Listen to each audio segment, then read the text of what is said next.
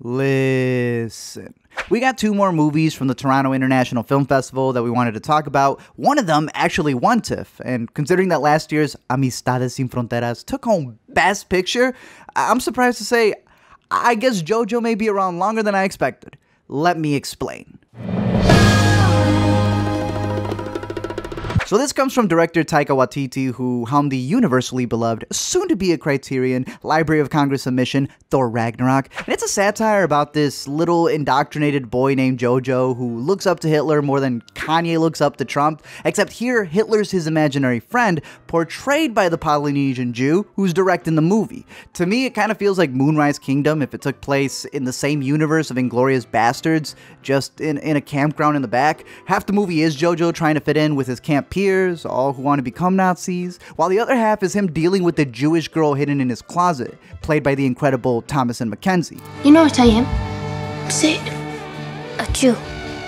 Gesundheit. Now, I know it's not going to be everyone's cup of comedy, but the anti-hate message I don't think gets lost in the movie and all the comedy as, I don't know, another movie that sympathizes with a serial killer, but I think audiences are smart enough to not forget the Holocaust was a bad thing while watching this movie. I don't think it means you also have to like the movie and its comedy, but I can't imagine being offended by this movie that's making Nazis look like idiots, unless you're a Nazi. Remember, the entire movie is from the perspective of a child, and a really good young actor at that. We had, the press, what's it called? Press tutoring? Media training. Media training. He said media training. Yeah. Always related to the So film. Roman, how old are you? What do you think about Donald Trump? And Jojo Rabbit. It's showing how easily a child can be indoctrinated and believe the wildest things about other people, that it actually creates an ideology that would just be passed on for generations if it isn't corrected. That said, this movie treats the bad parts of the Holocaust as being so audaciously stupid that the movie just makes the Nazis the butt of the joke. It's making fun of the idea that humans allowed this part of history to even happen. Let them say whatever they want. People used to say a lot of nasty things about me. Oh, this guy's a lunatic. Oh, look at that psycho. He's gonna get us all killed.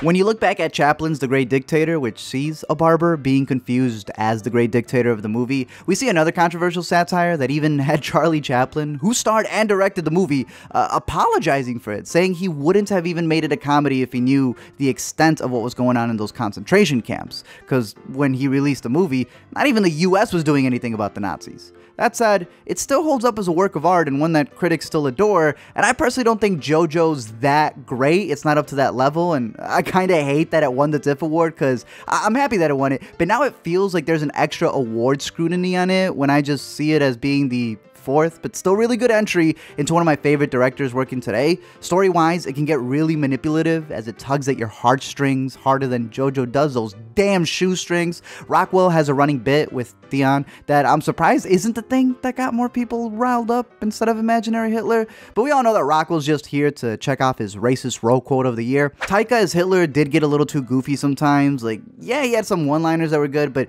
he's eating unicorn in one scene, and I guess this is where it definitely seems like it's coming from the mind of a 10-year-old. Scarlett's in this doing Blackbeard face, but it's really the kids who are easily the standouts. Roman Griffin Davis does a great job carrying the movie, and I can't wait for him and Jacob Tremblay to face off as the new generation of Timmy V. Hedges. But Mackenzie is starting to become one of the best in her league right now. Like, I didn't love Leave No Trace that much, but I made a mention of her performance and how I really had high hopes for her, so I actually went to TIFF and saw two movies that starred her. I hated the other one, but she still killed it in both roles. Then there's Yorkie, who, look, even if you hate this movie, I refuse to believe you don't like Yorkie. Oh, God. Nothing makes sense anymore. Yeah, I know. It's definitely not a good time to be a Nazi. Overall, I think depending on where your opinion falls on a movie like this right here, it'll determine whether you like JoJo or not, because you'll have bits like the one with Stephen Merchant, which, one, stop letting Stephen Merchant into your house, period. And two, this was one of the biggest divides at my screening, one of the scenes that really, split the audience, because you either thought the bit starring Merchant was hilarious, or you sat there hating how long, and I mean long, it went on for. Yeah, I'm not a fan of this bit. I personally can't wait to rewatch it. That said, What We Do in the Shadows is still Taika's best in my opinion. I like JoJo, but I don't really see an awards run for it personally. I hate the idea of calling it a cute Holocaust movie for the whole family, but it's a pretty decent satire. One that'll attract more core fans for Taika, and we'll go back to discover his filmography, which I think is dope. But a movie where in another 80 years, a remake of JoJo will have him behind a computer screen probably, getting indoctrinated in other ways, unless we do something to break that cycle. Junior Price for now. Now, we may never stop arguing about Rian Johnson's last outing, but I think this may be his most beloved. I personally think it's his best. A lot of people always ask us what our favorite genre is. Thrillers. Always thriller. Anything with a mystery, we just devour that. To us, it's a 2019 Murder on the Orient Express, where solving the murder is the main objective, but the running gags in the script are just as front and center. It's got a stacked, and I mean stacked cast that is just ridiculous. Like, there's even shots that just vast at how juicy this murder mystery is. And it's a movie that revolves around the murder of this super rich crime novelist and the family that gets interrogated by Detective Daniel Craig, who was eating up his accent playing the greatest detective in the world. Everyone's gonna have their personal favorite characters in the movie, but I think they're bound to change on rewatches because Rian gives you a lot to chew on to go back on. My favorites on the first watch were Ana de Armas and obviously Toni Collette. There's a running gag involving different Latin countries being mentioned. I don't want to ruin it, I don't want to spoil it, but man, that joke hit on so many levels. I actually had to double check to see if Rian didn't have any help on the script because, yo, he went deep on some things. The Hamilton joke is going to be a new gif. The mystery itself doesn't feel like a cheap build-up. It's one of the things that we hate the most when we're watching a lot of thrillers because they just crumble by the third act. But this one pulls back a curtain in the first act. Like, you didn't even know you had another little extra appetizer in there. And then it still gives you the juicy whodunit ending that everybody wants. I personally love the final shot. It's going to be a great Thanksgiving family movie outing. And as of now, I give it a solid Junior Price. Thank you guys for watching this video. I'm curious to know your thoughts about both of these movies. To give some final things, like I said, I hope that JoJo gets people to go see What We Do in the Shadows and a bunch of the other movies that he's made.